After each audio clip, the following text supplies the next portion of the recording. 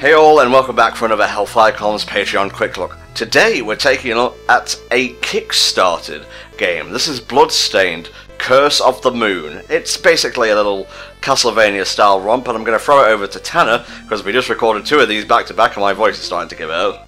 Well, it's not actually, this one was not a Kickstarter game, this was actually a stretch goal for another game, which was a Ritual of the Night. So this was pretty much, oh, by the way, okay, so it was important.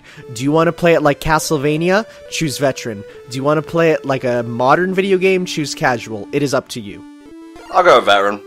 It's actually not too bad. I've not played much of the Castlevania games myself, the originals, but I found it very, very well balanced. But yes, this game was a bonus game that was originally a planned stretch goal for the Kickstarter for the full game, that ended up just being like, people were like, oh wow, this bonus game is really, really good, and some people are like, they wonder if the actual full game will be as good as this one in their eyes.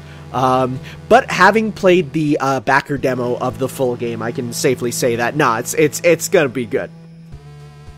So this one was actually given out for free to everyone who pledged at least $20 for the game. So it was kind of nice to get a little free game along with it. So the full game, Ritual of the Night, being closer to Symphony of the Night and being all 3D and, you know, exploring everywhere, where this one is based off of the very original Castlevania, specifically Castlevania 3, as there are multiple playable characters and they each have powers, and it is really fun. That's actually my favourite Castlevania, at least of the NES ones. I never really played Simon's Quest. Well, Simon's Quest has problems. Well, don't need to make a fucking sequelitis about it. I know the problems, I've seen them. Fair enough. Well, thankfully, people have modded them out, which is amazing. So yes, we are playing as a character named Zangetsu, who is actually voiced by David Hayter in the full game. Oh my god, this is almost Sue-worthy. It is a little bit, but because it's made by the guy who made Castlevania big and popular, it's fine. So you pretty much have... So the interesting thing is your first character, Zangetsu, he plays more like a Ninja Gaiden character than anything. So you have jump and attack. Holding up while attacking will let you use your sub-weapon, which for him right now is a little whip there, but it costs weapon points. And they are not restored with hearts in this one. So if you use hearts, they will heal you. Kind of like a normal video game. Okay. Yeah, I'm definitely, like, just beyond the aesthetic and visual stuff, which might be the same thing. This is just the Castlevania 1-1 layout. Yep. It's a little... Some people say it treads the line a bit, but you know what? I think it's fun. One interesting thing, though, is there are multiple paths, but you can't take them all on your first playthrough. You actually... this game has kind of a New Game Plus later, and you actually get to explore quite a bit more of the level. But you know what you're doing. You're looking for that wall meat. Oh yeah, that delicious wall meat. So, different sub-weapons for... The sub-weapons are actually different for each character. So you got the little fire seal there, which, if I'm correct, that one gives you a Mega Man-esque shield, which will protect you from stuff. So again, you press up, and... Oh no, that's the holy water. Never mind. There is other stuff like a shield. There's one that just powers you up. So you can go left or up. Or, never mind, you can't go that way. No, I was wrong. But there are multiple paths, which can be used for other characters. And there's a surprising amount of content here. There's about 4 playthroughs worth. And these skeletons will just point you where to go. Alright. Gotta get weapon points. Just keep it going, Tom. Just keep it going. So you got the little diagonal whip again for him, which is quite useful for things up at angles. Yeah, this is really neat so far. I like this. Yeah, for sure. So let's see. What are some other stuff that we can got? So this was the most funded Kickstarter of all time until Shenmue 3, which came out shortly after that on Kickstarter. It has hit every single stretch goal which is incredible because we got like new playable character, which is Zangetsu, new voice actor. There's going to be cheat codes. There's going to be speedrun mode. They're going to add in an NES style level to the full game, like the 3D one. So it's going to be like still the 3D game, but they're going to do a level like this in 3D, and they're actually going to make a mode like this in the full game, where it's going to be still the 3D game, but it's going to run kind of like, you know, side-scrolling instead of it being Vania. And look at that castle in the background, like, come on. Seriously. It's so good. Michiru Yamane and Vert are doing the music for that. Yamane being the composer for Symphony of the Night, as well as Skullgirls. And hey, remember Knockback? That's the thing in veteran mode. Classic mode does turn it off, however, which makes it a bit easier. One of the things that they really touted was a Wii U port, and take a guess where that's gone. To the Ether? It has, as well as the Vita port, which again, but it's interesting, people were really complaining about the Vita port, and then they came out and they're like, guys, not to like, you know, disappoint you, but it was Sony who told us to cancel it because they don't want any more games coming out on the Vita. Wow. So they're like, hey, believe us or not, that's what happened. So that's something that got a bit of ire from people who love their Vita means life. Oh yeah. And finally, it actually the last thing that it unlocked, well, the last two things were it unlocked a new mode that will come post-release that is a roguelike. So you're going to, you know, play the game with a randomized layout, kind of like Rogue's Legacy. So that's kind of cool. That'll be fun for repeated playthroughs. And also a mode where you get to play as the bosses and fight the characters. Whoa, look at that big unit over there. Yeah, like the end. So this is actually not made by the creator of the full game. There, it's not made by them. It's made by Inti Creates, who you might know from Mega Man 11 or no, Mega Man 10 and 9. They did the Zero games. They did Gunvolt, and they did Blaster Master Zero. And they're probably one of the best developers for these types of games I've ever seen. They're really good. The controls are tight. Like, I love the graphical style of the game. Just the whole thing feels polished. And here we have the first boss. Oh lordy, that's some good sprite art. So one thing this game does have, I'm going to warn you about now, is it has the Rondo of Blood system of every boss has a final attack that when you deplete their HP they will use. You cannot die to it. So... And hey, you figured out the strategy right away. I mean, it was kind of obvious, I'm gonna be honest. It is the first boss. And one thing that we will say about this game is, well, it is based off of, you know, those classic Castlevania games. It is nowhere near as difficult, even on its hardest difficulty. Like, you're playing on Veteran right now, but there is even harder difficulties later. It is nowhere near as hard. In fact, I'd say it is a Shovel Knight level of difficulty as it goes on, where it starts off a bit difficult, but then you learn it, and then later on it ups a little bit. One thing I will say, you can just slash him when you're up there in his face with your regular weapon as well. No, when you're up on the block there. I knew that. Those slashes, but be careful when, he pulls you in. Yep, it's fun, don't worry about it. This might be a twofer, but I'm learning, I'm a learning boy. Yeah, that's the important thing. So there was also in addition to their Kickstarter campaign, they had a thing of, well, if you work with like, you know, sending links of it to stuff, you will actually get more stuff. So like what was it here? It was like you know, tweet about it and put it on Facebook and stuff, so you get stuff like New Game Plus mode. Like, there is tons and tons of things, but the way that they're balancing this out is they're doing it in the Shovel Knight style of they're releasing the main game as, like, you know, a finished main game package, and then they're going to be updating it for a couple years with the extra stuff. It's not only going to be there. So this is the final attack, I think. Oh my god. So that cannot kill you. The final attacks of the bosses are big, near impossible to avoid, but they're not impossible to avoid, and as such what they do is, if you do avoid them, you get an extra life. Oh, cool. But otherwise, it's just something that you can just avoid. So, here is your first choice. This is Miriam, the main character of the game. Aww.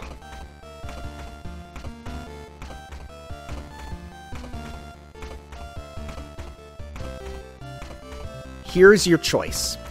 You can let her come with you, you can kill her, or you can walk past her. If you let her come with you, you get another playable character. If you kill her, you get an upgrade. If you walk past her, it's the true hard mode and you get nothing. I think by talking to her, she joins you though. Whoops. Never mind, you don't get a choice. But that's fine. I think that's what you would have chosen anyways, right? Yeah, basically. What's this? Yeah, so now you have the ability to switch characters with Eleanor, and unlike in other games, it is instant. You also have, so different characters, so she's the Belmont. She jumps higher. She has more reach. She can slide. So she is kind of the one that you want to stick with a lot, but the only problem is she has less HP. And it's, if a character dies, then that counts as a death, but you can switch out and then your next character will keep their HP. So she basically becomes a second health bar, but you gotta make sure she doesn't die. And you have to have every character die before it counts as a lost life in the game. So you basically, every character becomes another life as well. Okay.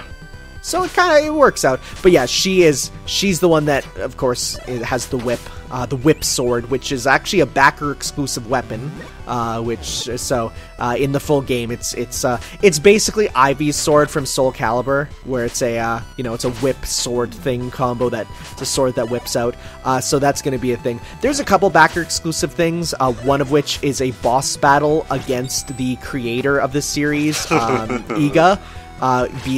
Looking like a weird Cthulhu monster instead. So Zangetsu does have the most attack, but he has the least reach. So you gotta think about balancing that a little bit. Okay. I love these little helpful skeletons, they're so cute. So yes, with Miriam, she can jump up there, but Zangetsu can't because Miriam naturally jumps higher, which is good for some platforming and bad for others, because this game is obviously meant to be able to be beaten with just Zangetsu there. So as such, some jumps are not really easy to make with Miriam because she jumps too far. Because, of course, the jumps are set. You can't move in the air. It's very classic Vania there. Oh god, I just remembered what this reminds me of. This is level 9. No!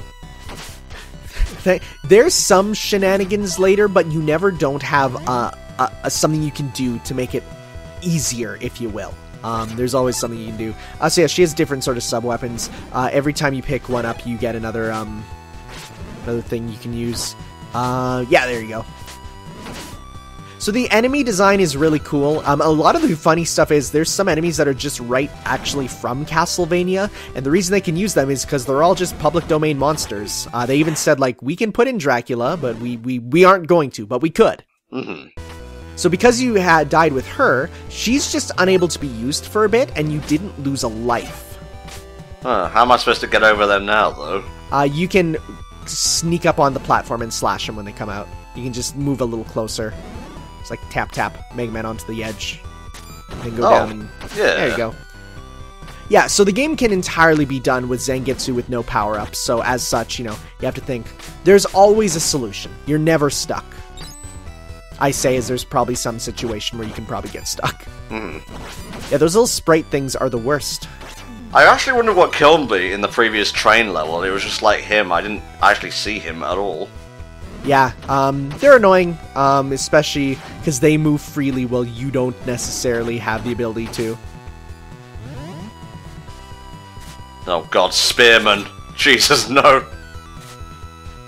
I have bad memories about Spearman, Tanner. That'd be a situation where Miriam would be helpful. So you got your sub-weapon for him right now is actually, it powers up your sword to deal massive damage. So that's really strong and really good.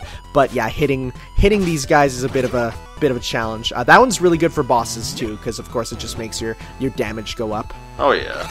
So, depending on what character you... Also, yeah, like, look at these Castlevania bats.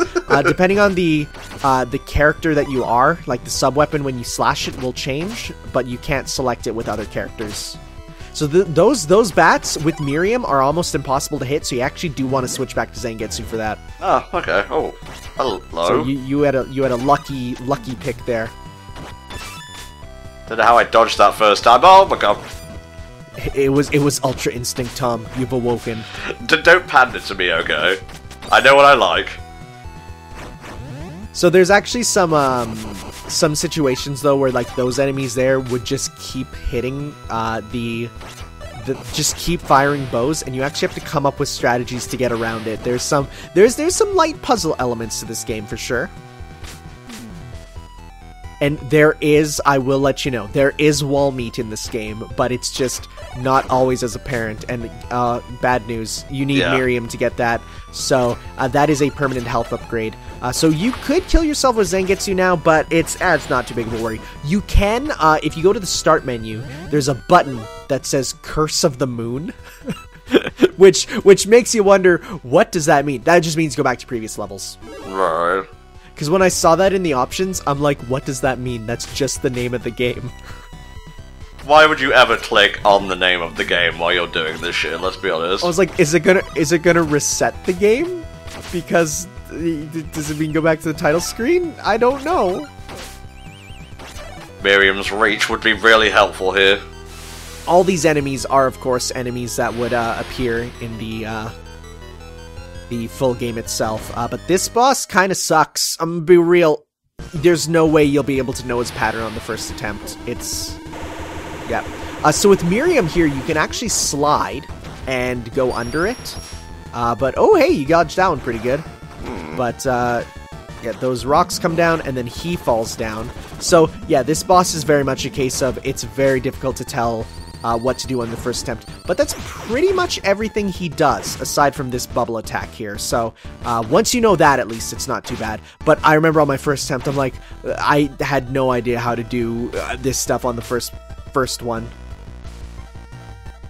The short range of this dude isn't really helping me either. Oh, okay, his whole body is susceptible. Yeah, thankfully. So duck, there you go. So yeah, with Miriam again, you'd be able to go back and do stuff there. Okay. So, but then after that, he pretty much follows the same pattern. So you did lose a life, but that's fine because, again, Miriam really helps. But what I will say is just be very careful to make sure that Miriam, when she gets low on health, switch over to Zangetsu. Okay. Little path leading up, but this wasn't too bad leading up. No. God damn it. Stiff controls. Bane of my existence. It is funny that they said, like, yeah, like, we put in these classic jumps, but you can turn them off. God damn it. We know. Tom, why didn't you just switch to Miriam?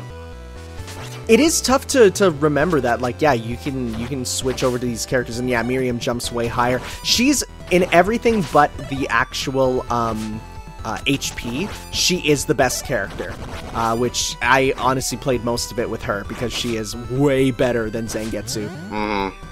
And you did get a new sub-weapon, which is basically the cross, and well, the axe does what you think it would. Just kidding, it doesn't. Oh, it kills him. God, that's sweet.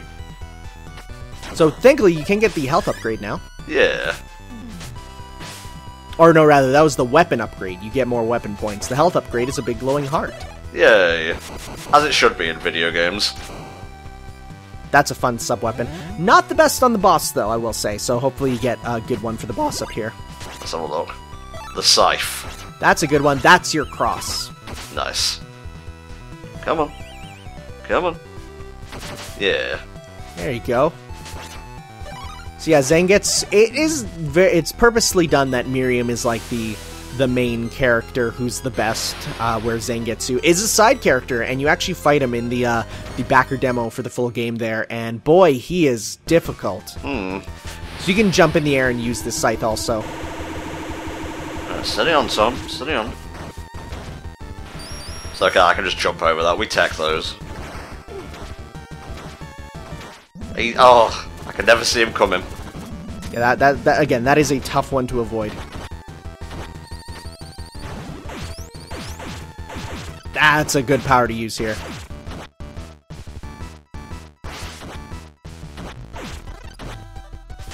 It's okay. I got it. I got it. Just keep it moving, Tom. Just keep it moving. So you're out of the sights there, so you want to now use your whip. Is he gonna beam? I'm not sure. I don't know what he did there. He just did a little move. You know what? I think that was him breaking his bubble shield. Like, you can, because at the end of his bubble shield, he'll, like, throw them around the room. So I think that was him doing that. Okay. Jesus. I think he's almost dead at this point. I would just stay on the ground and whip them, yeah. Just pick a... Because when you're in the air, you have no aerial control, so...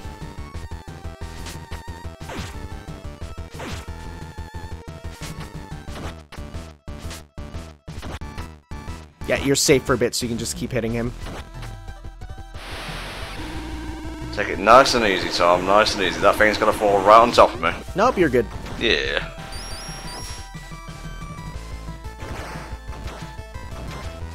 This is actually one of the harder bosses. Some of them later on are a lot easier. He's got bubbles. You got this, dude.